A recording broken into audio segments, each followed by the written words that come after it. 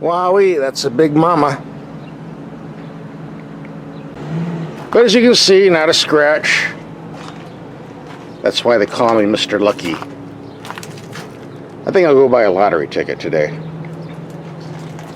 I wonder how the mailman's going to deliver the mail today. Oh well. So let's open up the garage door and see what we're driving this week. I've been on a Mitsubishi roll as of late. We had the Outlander SUV, the Outlander Sport SUV, and the Outlander Electric Hybrid SUV. So, to top everything off, Mitsubishi sent me this one, another SUV. It's called the Eclipse Cross. Kind of a long name. Why didn't they just call it the Cross? Well, I don't know. That's what it is. Previously, the Mitsubishi choices on the dealer's lot has been rather limited. This is going to give them some more skin in the game with a modern, updated vehicle.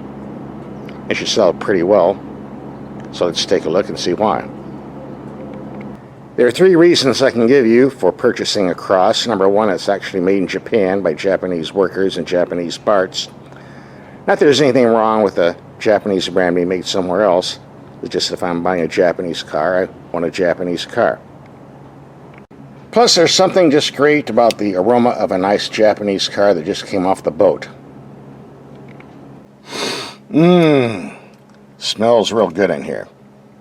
You don't get that type of aroma on German or American cars. Don't know why. That's just the way it is. Number 2, like all Mitsubishi products, you've got that 10-year, 100,000-mile warranty on the engine and drivetrain. And number 3, the price is competitive enough, starting around $24,000 retail, moving up just under $30,000. And by the way, like Chrysler's, Mitsubishi dealers offer big discounts. In fact, the week I was doing this video, all the Mitsubishi dealers in this town were giving $4,000 off on these. The lower base models were as low as $20,000. Can't beat that for a car with a 10-year warranty. If you watch my videos, you know one of the first things we do when we get a vehicle is take the headlights out in the dark and see how they perform. I'm going to do that. However, there's something I have to tell you. All of the older Outlander models have a knob on the dash about here. It allows the driver to manually adjust the headlight height. Comes in handy when carrying heavy loads. A great idea that every vehicle should have. For some reason that baffles me, they took it off the Eclipse Cross. Bad decision. It was a great feature to have, but you won't get it on this vehicle. Too bad. So, with no adjustments aside from what came in the factory, let's take it out and see what we got.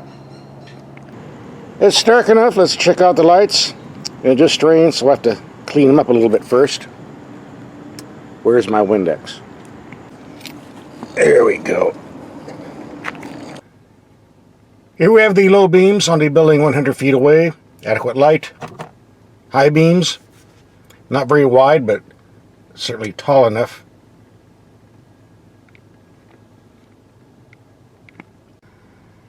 Here are the brights on the building 300 feet away. Not much as far as width, but certainly a lot of height. Go to low beam.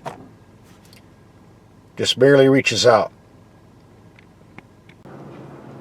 Another feature I've been doing in my videos now that summer's here is taking our infrared device and measuring the paint colors to see how they perform in the sun and reflect heat. White paint is a highly reflective shade. I don't think we're going to have a problem with this one. By the way, it's early morning, a bit cooler than normal, only 106 degrees. It'll be about 118 later on the day, so we'll just do it now and get it over with. 119 degrees. Not bad. Here we've got a black car.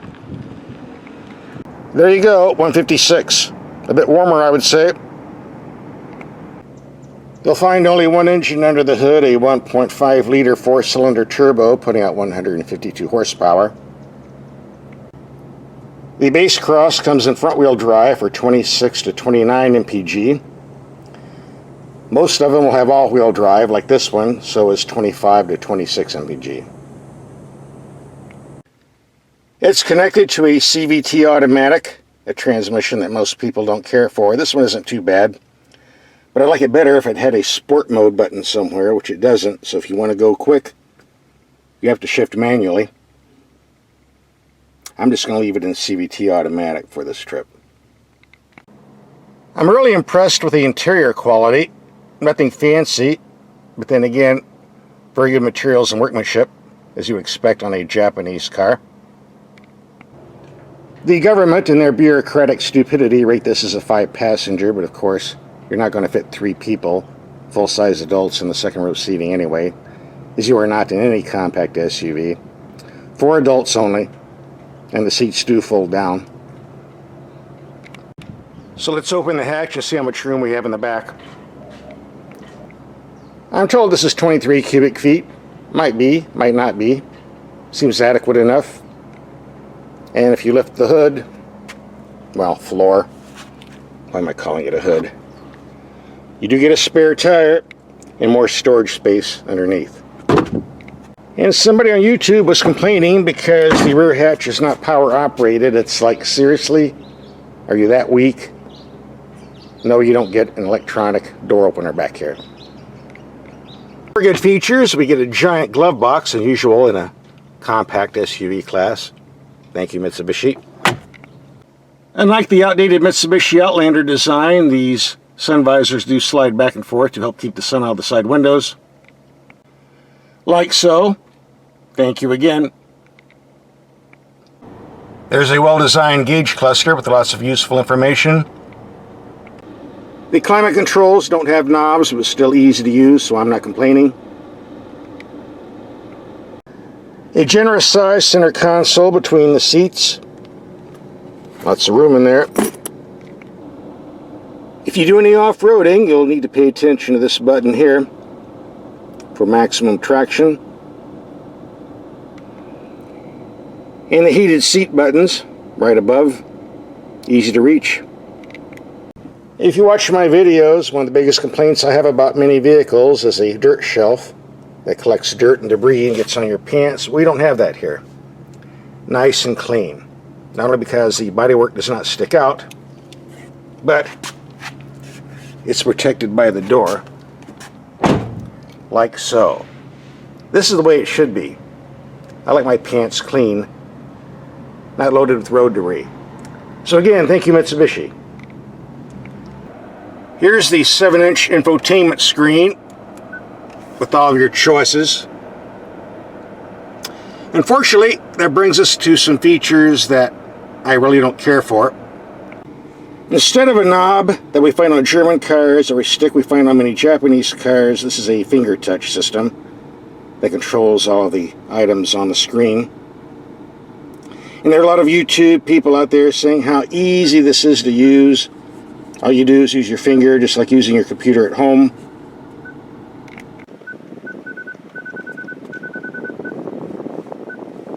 Like so. The difference is when you're using your computer at home, your house isn't flying down the freeway at 75 miles per hour. This is difficult enough to use sitting still, to use it when you're moving. It just does not work. None of these touchpad designs do. And why we switch from knobs and sticks to this is baffling to me. And what's more annoying, there's no knob to turn the unit on and off, no knob for the volume. It is, again, all finger touch and placed out of reach. In all fairness, there's a button on the steering wheel that allows you to adjust the volume and change the stereo modes. Thank you. I don't know what it is, but Mitsubishi is one of those manufacturers that has a phobia with knobs. I can't find a knob on this vehicle at all. Anywhere. You'll just have to adjust. And there you go. Alright, the first of our video, show and tell, is over. Time to do some driving, get some fuel economy figures as well. The suspension has a rather smooth ride on the street. Let's see what happens when we hit some speed bumps at around 25 miles per hour. We do this in every video. Bump number 1. Sounded loud, but was pretty smooth. Number 2. Number 3. Oh, that was smooth. Here's a nasty one. The worst of all. Sounded worse than it was. There seems to be a slight lack of suspension travel when you're hitting impacts like that, but the ride is still smooth on city streets, so not to worry. As a rule, I cannot stand electric power steering compared to the older hydraulic models, but this one's not too bad. Quick, responsive, decent feel. I have no complaints. I don't think you will either. This is definitely one of the nicest engines I've ever driven. Smooth, quiet, powerful, lots of low-end torque. Not sure about the fuel economy. We'll find out later. Unfortunately, it's hampered by a weight of around 3,700 pounds, the drag of all-wheel drive, and a CVT automatic with no sport mode. So it is handicapped. So let's see how it does on our 0 to 60 time. Picks up right away. Moves up pretty good, actually. Very quiet. Excellent brakes, as we would expect from Mitsubishi. Not bad. This transmission does a pretty good job of shifting. You don't get that CVT droning that you get on other CVT-equipped vehicles. I can live with it.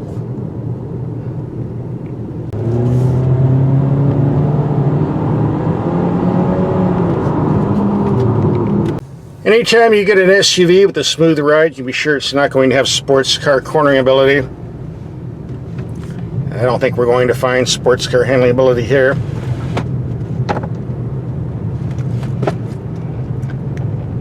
A bit more body lean than I would like.